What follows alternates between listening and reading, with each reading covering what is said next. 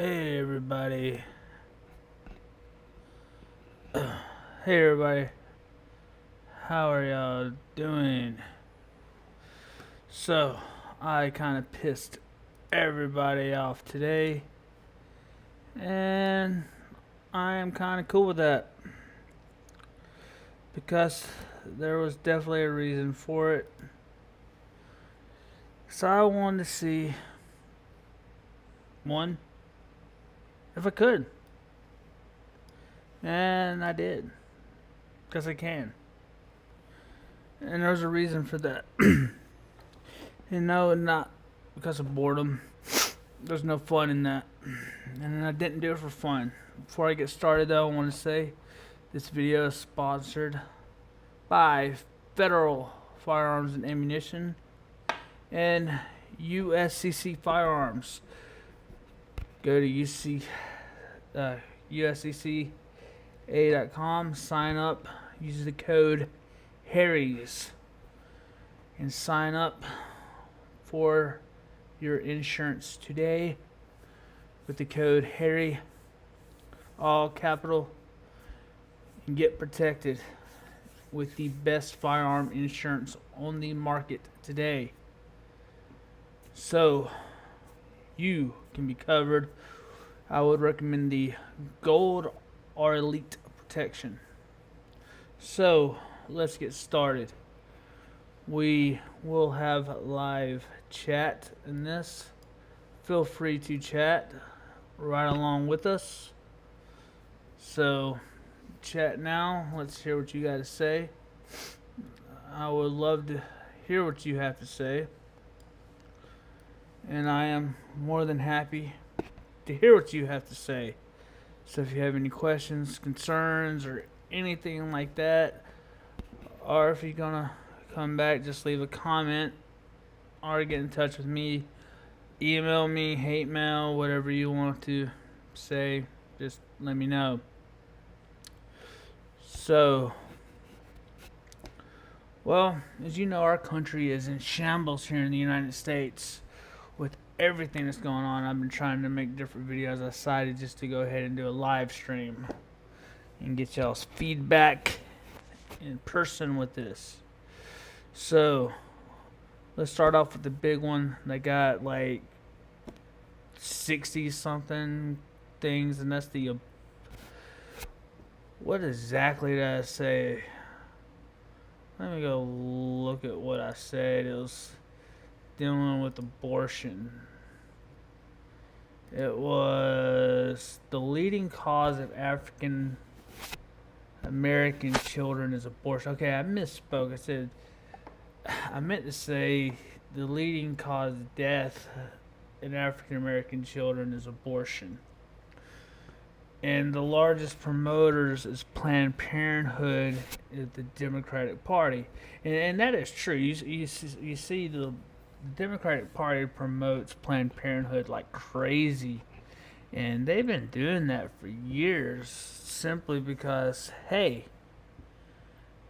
they're the biggest proponent. I mean, they're the biggest. Hey, let's support, and they send tons of money to that.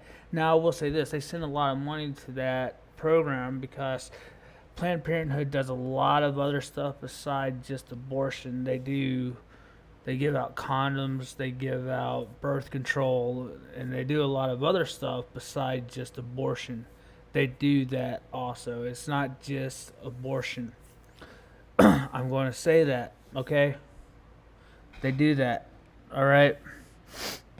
Planned Parenthood is not just abortion, all right? So this post, like a lot of the posts I put out today, is shock, all right? I wanted to grab your attention. I wanted to get you involved, okay?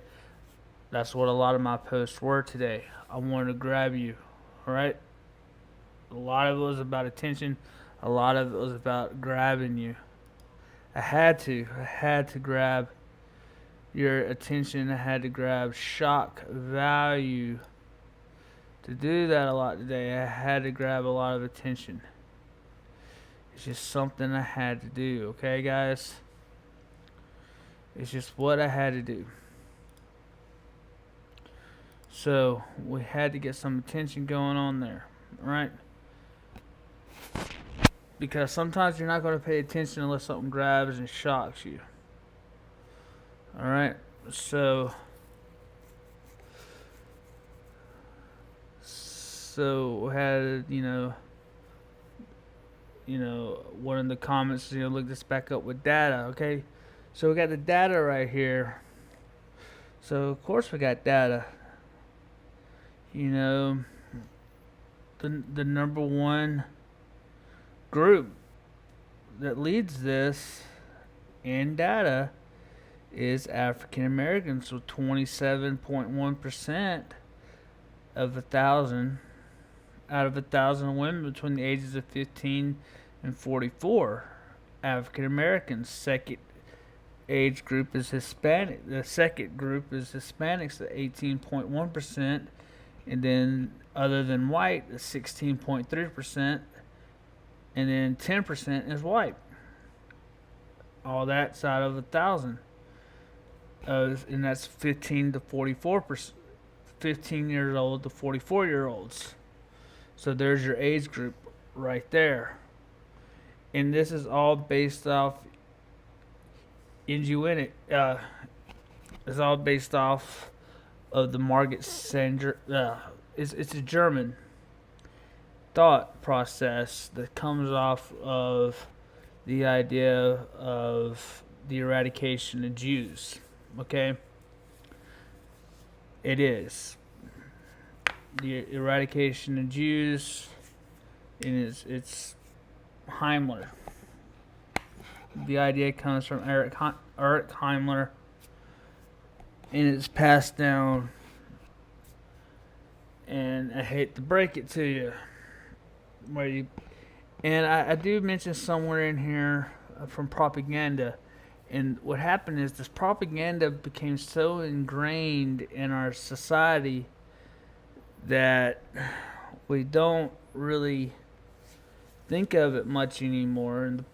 And after Roe versus Wade, it became so ingrained in our society that, oh, you're pregnant, go have an abortion in your life is great. And one reason the propaganda became so ingrained is because of boys. Not men, but boys who fail to want to do their job as men.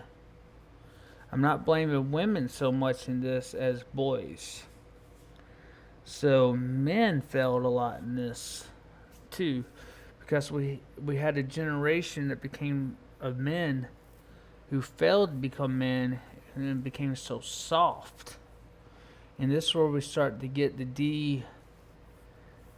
we start having the government start demasculating men to the point where demasculating men so much that they no longer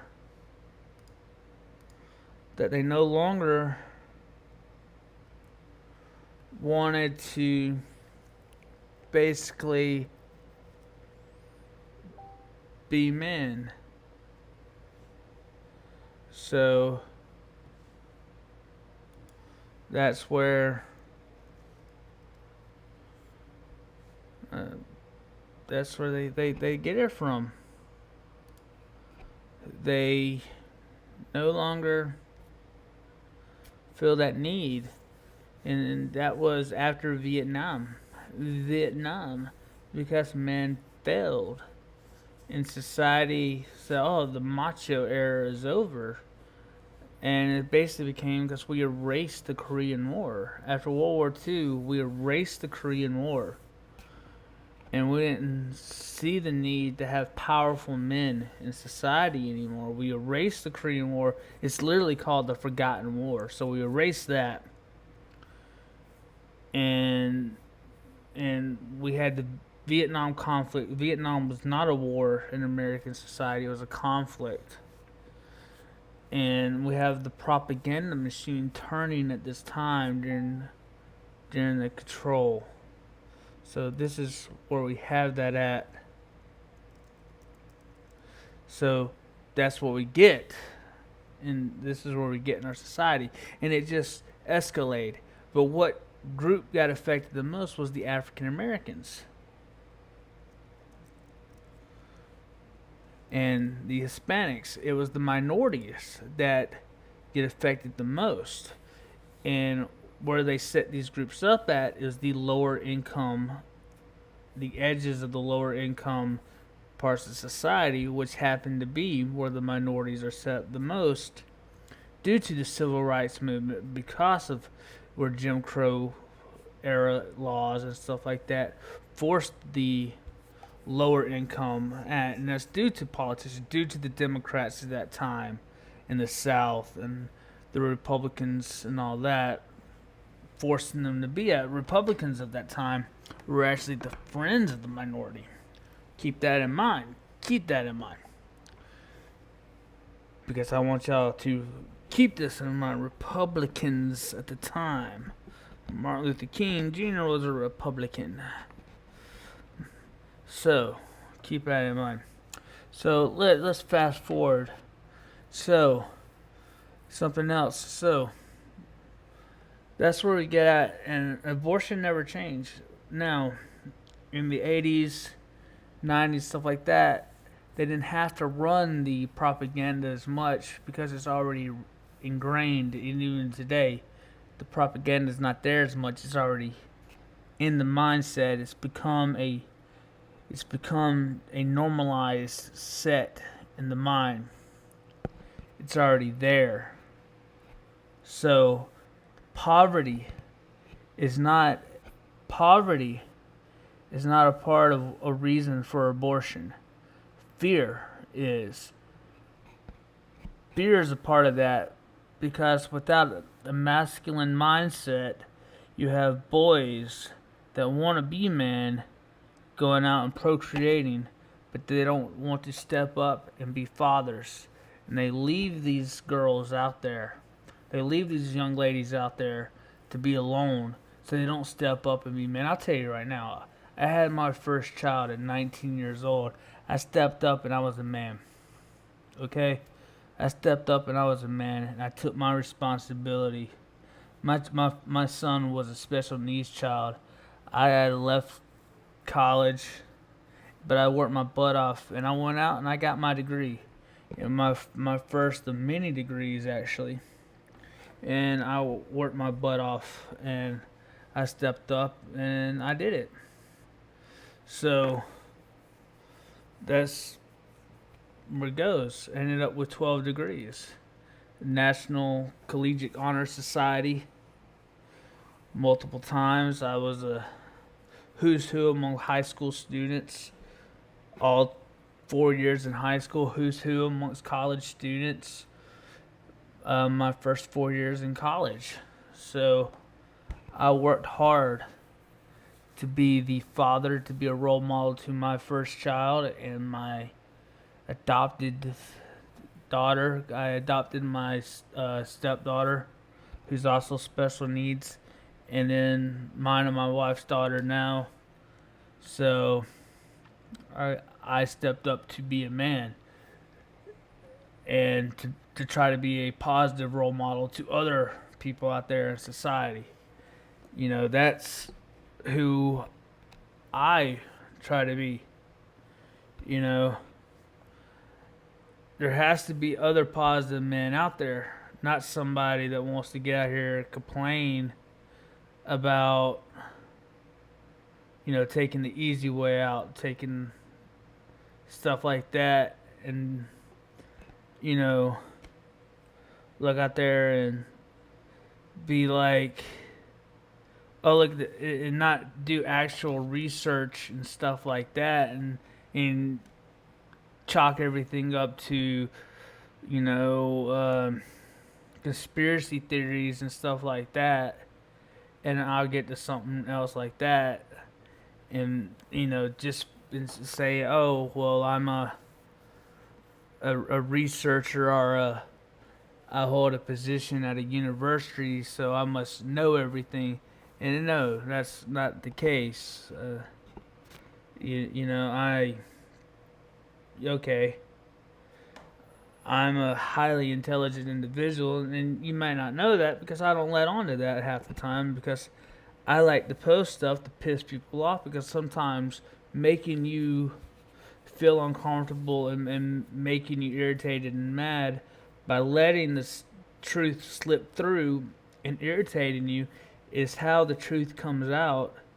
Because when you get irritated by speaking the truth and you get irritated, that's when you realize making people feel uncomfortable is when you start to realize, hey, this guy's telling the truth. Because when you start irritating the truth and shaking up the normalization, things things start feeling a little different.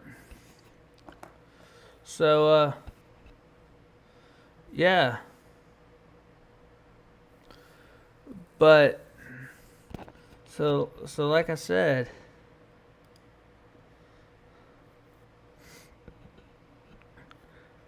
we got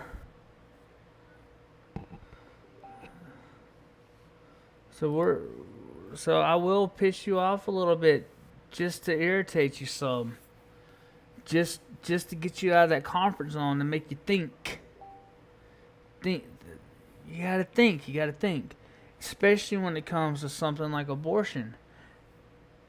Because abortion is not a female's thought, and I'm completely pro choice.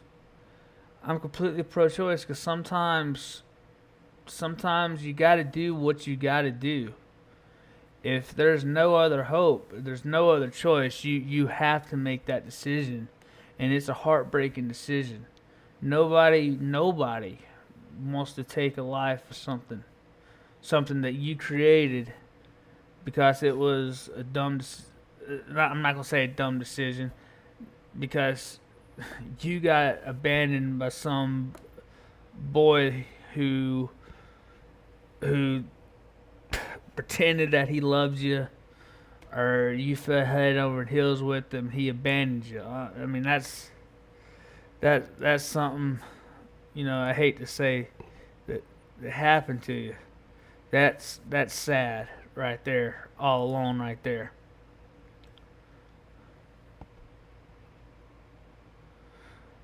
You know,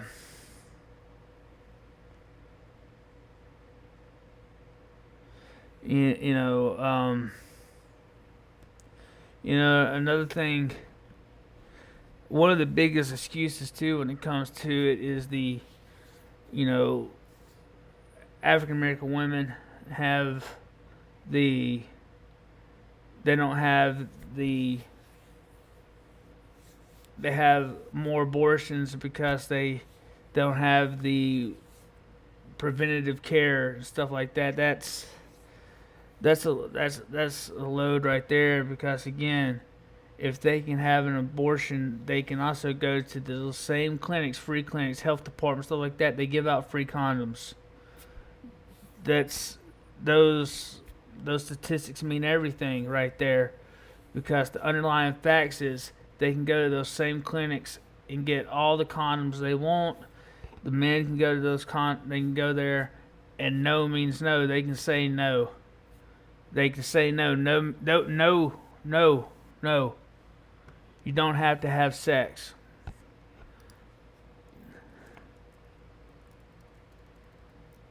You don't have to have sex.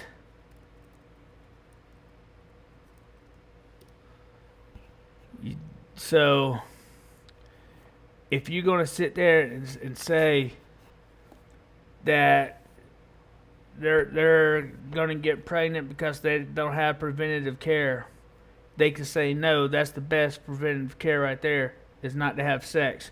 You don't have to have sex. You can live without having sex. I'm sorry. There's 35,000 nuns that would disagree with that right there.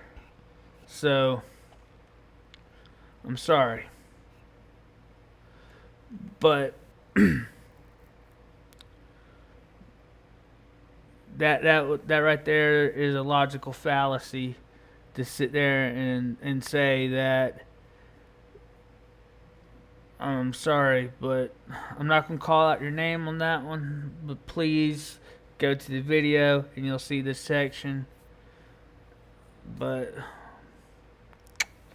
again, most of these people that are also arguing against this one right here are the white knights that are trying to come to the aid, and again, they're the ones that feel the most uncomfortable. So I want to go ahead and jump off the abortion issue right here. Again, I'm pro-choice. I believe if a woman wants to have an abortion, they're more within their power to do so.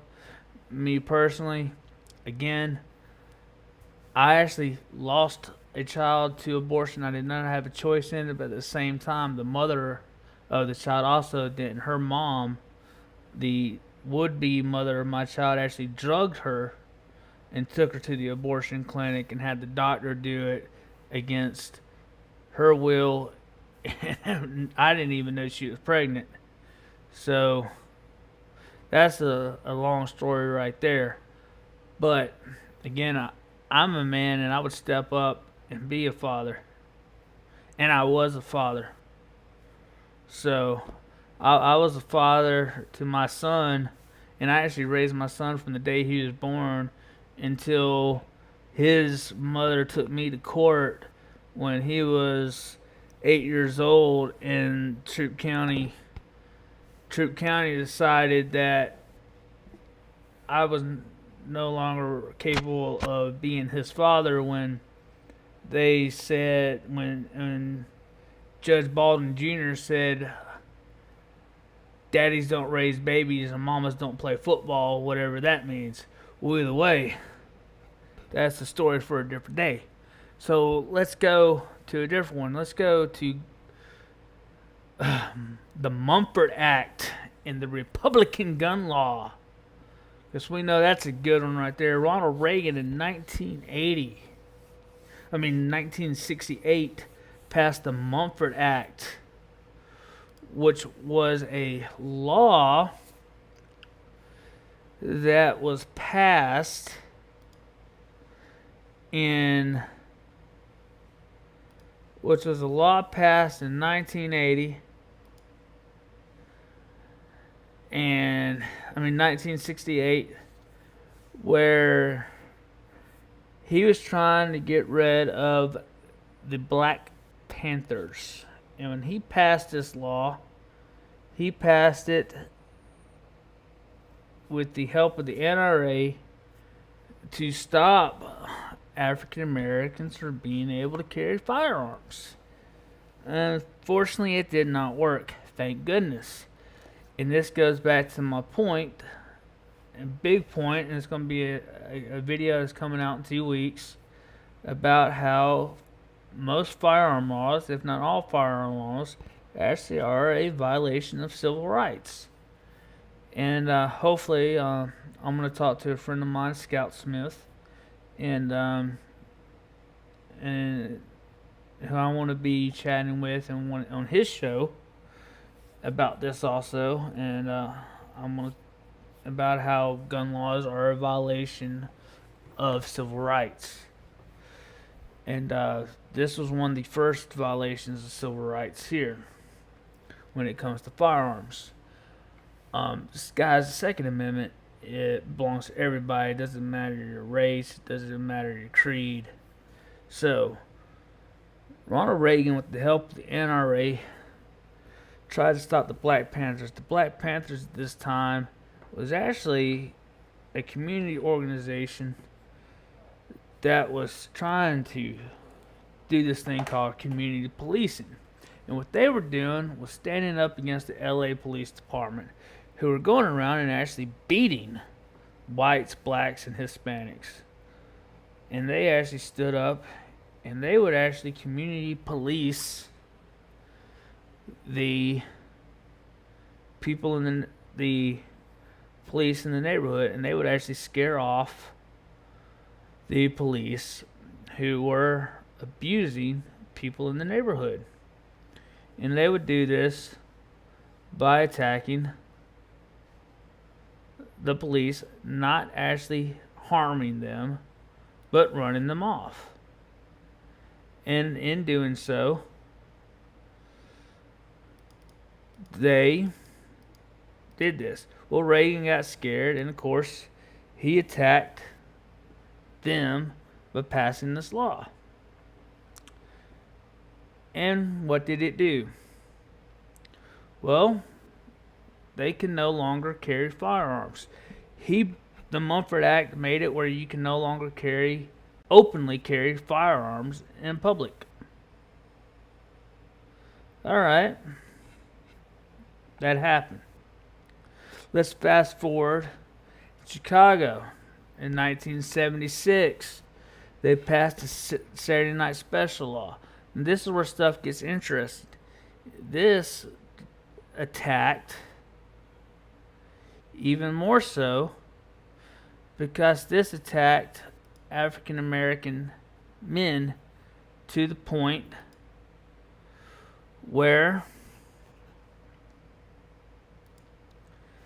it actually removed fathers from the home. So it removed the fathers from the home to the point where we started seeing uptick in gangs, where at that time Bloods and Crips were a community organization to help take care of the neighborhoods, and it started making them become more violent. The Saturday Night Specials, if you don't know, were stuff like Derringers, little pocket pistols. It ranged from everything from like a 32 auto, which are small little pistols, to the 22 shorts, stuff like that.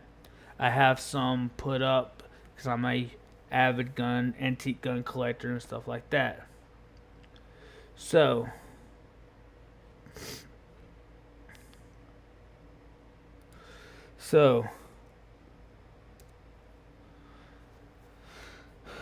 but these firearms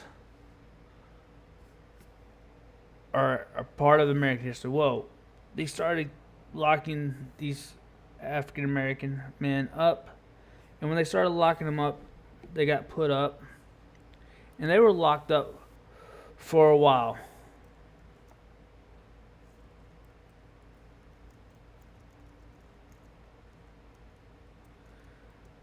And when they got locked up for a while, it was years at a time. They started taking the men out of the home, and you were left with young men. You were left with young men out of the home. I mean, young men pretty much became man of the house in high school, and the mother having to take charge of the house, working multiple jobs, and it was a sad occasion because you had them having to take care of sometimes multiple children, working multiple jobs, and this started showing what started becoming a decline of Chicago, New York, and places like that, Los Angeles, San Francisco. Well, about that time, you started seeing the war on drugs start taking shape. And about that time, you started seeing the introduction of crack cocaine in Miami. But at the same time, you had that Colombian pure or cocaine introduction.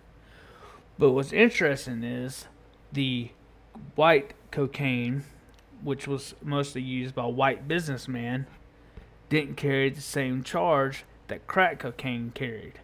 Crack cocaine, because it was modified, carried a higher charge than regular cocaine did. Again, crack cocaine was cheaper, and it was somehow introduced more into the minority groups.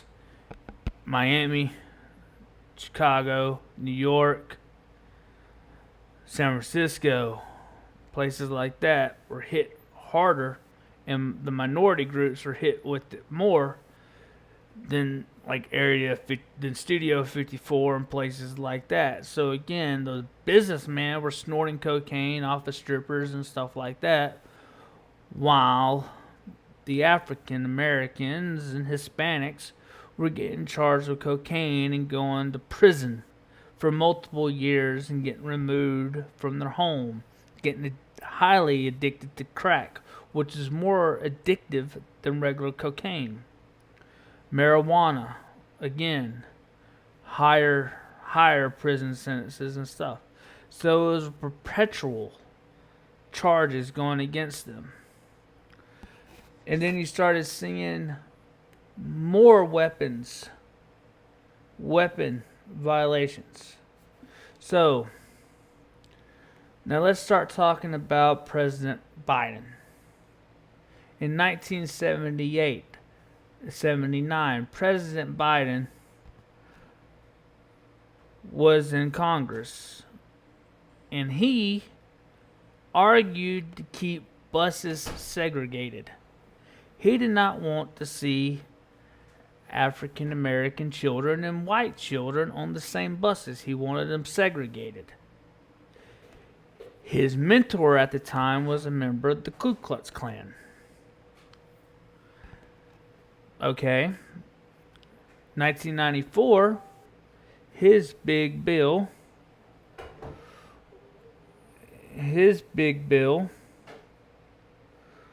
was, of course, was the. Does anyone want to chime in on that? Okay, so his big bill that he helped write and stuff like that was the assault weapons ban.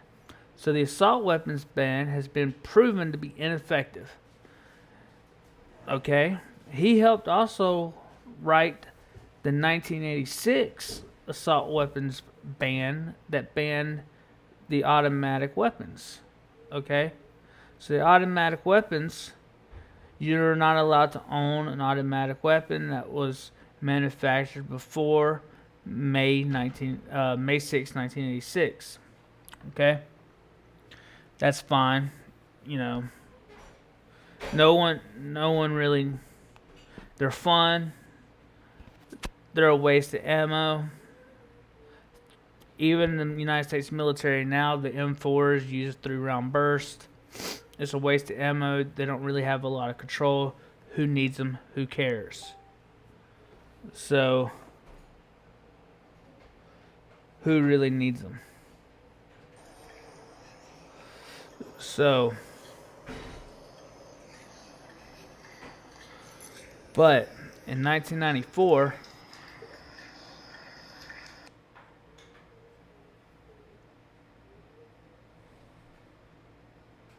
he did that. So you have two bills he wrote focused on assault weapons ban. Again, he wants to talk about now we're not coming for your weapons, but he continues wants to talk about getting rid of 9mm, getting rid of this and that.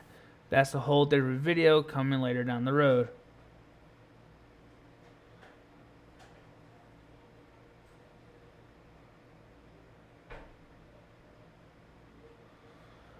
But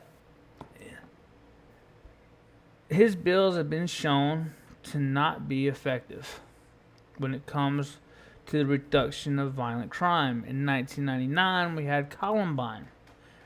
And around 1999, we started seeing signs being posted in schools. And that was can anyone name it? Okay, that was the gun-free zone. Now, an interesting tidbit. Gun-free zones have been shown to show an increase in gun violence and violence in general. That's a fact. Now, in 2004, with the end of the assault weapons ban, which there is no true definition from the FBI of an assault weapon. There's no true definition of a mass shooting. When I say true definition, there's multiple definitions from several different agencies of what a mass shooting is. And the current accepted definition is a shooting of 3 or more people. So gang shootings are considered a mass shooting. So you have numerous.